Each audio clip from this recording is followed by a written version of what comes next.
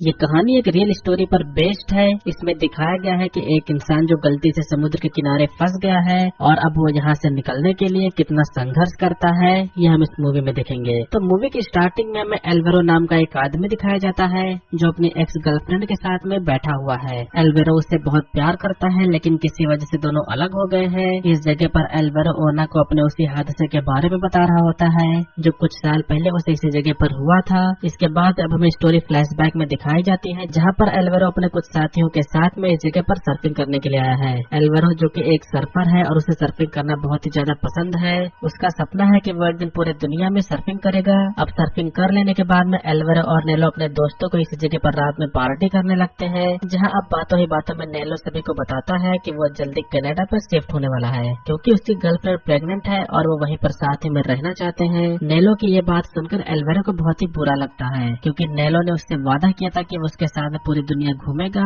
और वहाँ पर सर्फिंग भी करेगा, लेकिन अब वो अपने इस वादे को तोड़ रहा है। लेकिन एल्वेरो इसमें कर भी क्या सकता है, वो नेलो को अपने साथ में चलने के लिए फोर्स नहीं कर सकता। अब अगली सुबह एल्वेरो आखिरी बार इस जगह पर सर्फिंग करने के लिए जाता है। वो नेलो को भी अपने साथ में नहीं लाता, क्योंकि नेलो की रात वाली बात से वो अभी तक थोड़ा नाराज था। एल्वेरो अब उसी जगह पर अपनी कार छोड़ देता है और पैदल ही आगे बढ़ने लगता है। यहाँ पर दूर दूर तक रेत और समुद्री पहाड़ियाँ होती हैं और अब तभी एक पहाड़ी को क्रॉस करते हुए एल्वेरो का पैर फिसल जाता है और उस जगह पर रेत होने की वजह से एल्वेरो अब धीरे धीरे फिसल कर नीचे गिरने लगता है। वो फिसलते हुए उस पहाड़ी के बिल्कुल ही एंड पर अब लटक जाता है। वो नीचे देखने की कोशिश करता है, लेकिन उसे सिर्फ पत्थर ही दिखाई दे रहे थे, यानी कि अगर उसने अपने हाथ छोड़े तो उसकी मौत यहाँ पर तय है। इसी दौरान अब यहाँ पर उसे पानी की कुछ लहरें पत्थर से टकराते हुए सुनाई देती है। एल्वेरो उन लहरों की टाइमिंग को समझ लेता है और जब पानी लहरें पत्थर से टकराने वाली होती है तो एल्वेरो अपना हाथ छोड़कर पानी में वो कूद जाता है। अब कूदते समय उसका पैर पत्थर से टकरा जाता है और हाथ में भी काफी बड़ी चोट लग जाती है,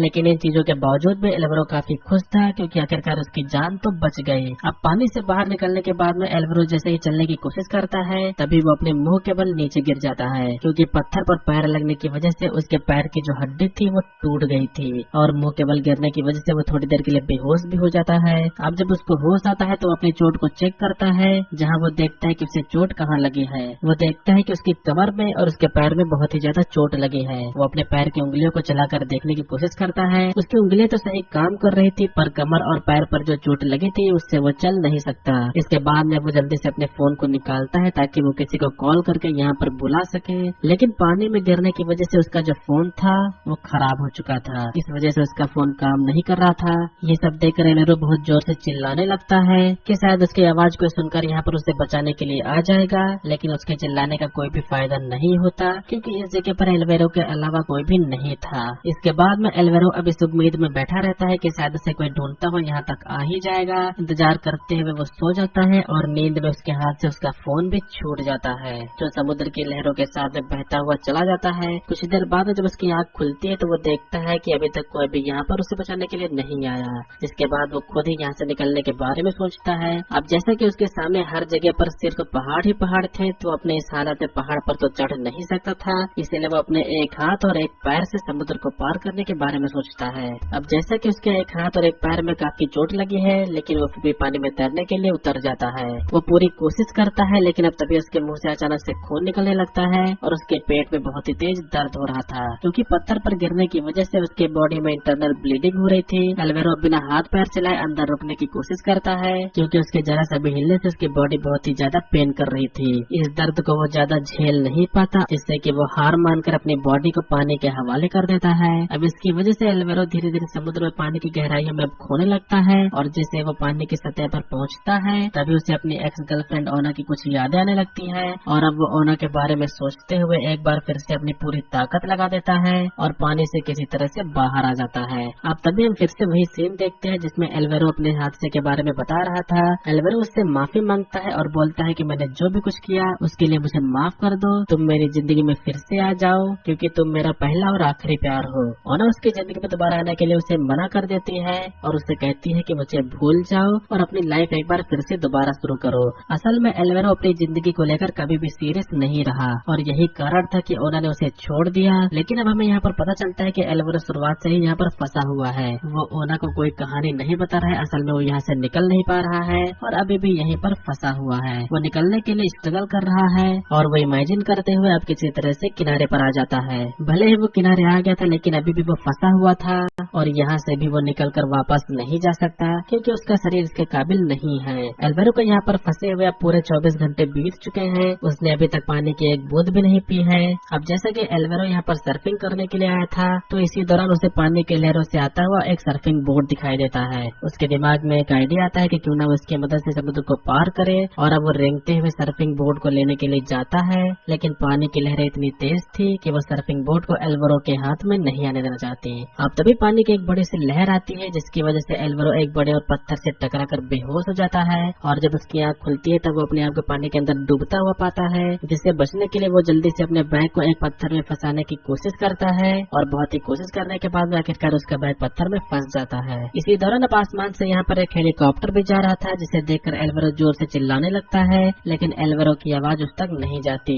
इसी बीच में एक पक्षी एल्वेरो को मरा हुआ समझकर उसके हाथ पर लगी चोट के मांस को खाने लगता है, जिसकी वजह से एल्वेरो का हाथ का जो जख्म था वो और भी ज्यादा गहरा हो जाता है। लेकिन एल्वेरो इस चीज पर बिल्कुल भी ध्यान नहीं देता, क्योंकि उसे इस टाइम पर बहुत ही तेज भूख और प्यास लगी थी, और अब वो यहीं पर रेंगते रेंगते खाने और पानी को ढूंढने लगता है। उसे अब यहाँ पर एक कैन पड़ा हुआ मिलता है, और उसके अंदर भी कुछ नहीं था, वो पूरी तरह से खाली था। अब इसी रात में एल्वेरो अपनी प्यास बुझाने के लिए एक गड्ढा खोदता है और उसमें सिल्वर फॉइल बिछाकर टॉयलेट कर देता है। वो अपना यूरिन पी जाता है, क्योंकि उसके पास में पीने के लिए कुछ भी नहीं था और इसके अलावा कोई रास्ता भी नहीं था। लेकिन अभी भी एल्वेरो की मुसीबतें कम नहीं हुई, बल्कि वो तो और भी बढ़ती जा रही थी, क्योंकि अब रात में यहाँ का जो टेम्परेचर था वो कम होने लगा था, जिसकी वजह से उसे ठंड लगने लगती है। अब तभी उसे आसमान के बादलों में से गरजने की आवाज सुनाई देती है, और वो समझ जाता है कि बारिश होने वाली है। इस चीज को लेकर वो काफी खुश था।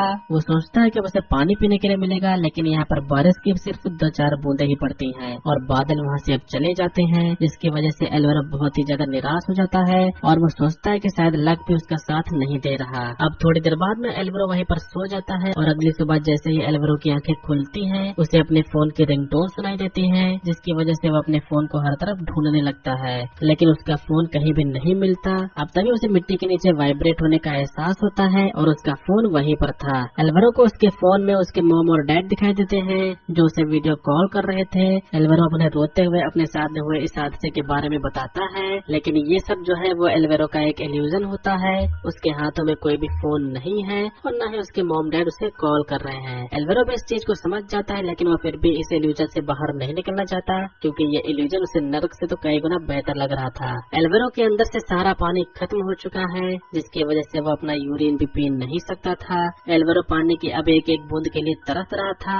वो किसी तरह से यहाँ से अब बाहर निकलना चाहता था, लेकिन उसका शरीर अब इस चीज के लिए भी हार मान चुका था। लेकिन अब समुद्र के किनारे पर वही सर्फिंग बोर्ड उसे दिखाई देता है, लेकिन वो पिछली बार जब गया था तो वो जख्मी हो गया था। एल्वेरो अब रेंगते रेंगते उस सर्फिंग बोर्ड के पास में जाता है, और सोचता है कि अगर मैं सर्फिंग बोर्ड की मदद से समुद्र पार करने की कोशिश करूंगा तो इस चीज की कोई भी गारंटी नहीं है कि मैं पानी में डूबकर नहीं मरूंगा, लेकिन मैं यहाँ पर भी रहा तो मैं मर ही जाऊंगा। जिसके बाद में वो अपनी जान बचाने के लिए समुद्र को पार करने के लिए सोचता है। एल्वेरो अब इसके बाद में सर्फिंग बोर्ड को अपने हाथ में ले लेता है और पानी में उतर जाता है। वो थोड़ी दूर पहुँच जाता है, और अब उसके शरीर की सारी एनर्जी खत्म हो चुकी थी। इसकी वजह से वो आगे की ओर मूव नहीं कर पाता और पीछे भी नहीं जा सकता था। अपनी इस हालत को देखकर वो समझ जाता है कि उसकी मौत अब पानी में डूबने की वजह से हो जाएगी। जिसके थोड़ी देर बाद में एल्वेरो पानी में डूबने लगता है। इस समय उसका शरीर पूरी तरह से हार मान चुका था।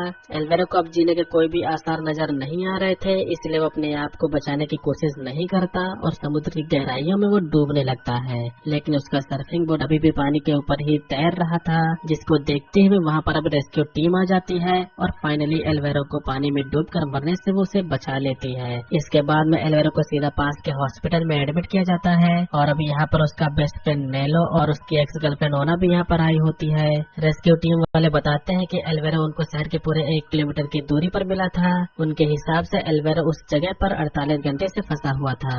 इसके बाद में अब हमें मूवी के लास्ट सीन में इस कहानी के असली हीरो को दिखाया जाता है, और इस बंदे का नाम एल्वेरो है। ये रियल स्टोरी पर बेस्ड मूवी है, और इसी के साथ में एल्वेरो की ये जो स्टोरी थी वो यहीं पर खत्म हो जाती है। ये थी 2018 की थ्रिलर और एडवेंचर से भरी मूवी। इस मूवी का नाम है सोलो। उम्मीद करता हूँ कि आप लोग ने मूवी के एक्सप्लेनेशन को एंजॉय किया होगा। मूवी का एक्सप्लेनेशन आपको पसंद आए तो वीडियो को लाइक करिएगा। चैनल पर अगर आप लोग नए हो तो सब्सक्राइब करिएगा। आज की वीडियो के लिए बस इतना ही, मिलेंगे अगली वीडियो में। तब तक के लिए बाय।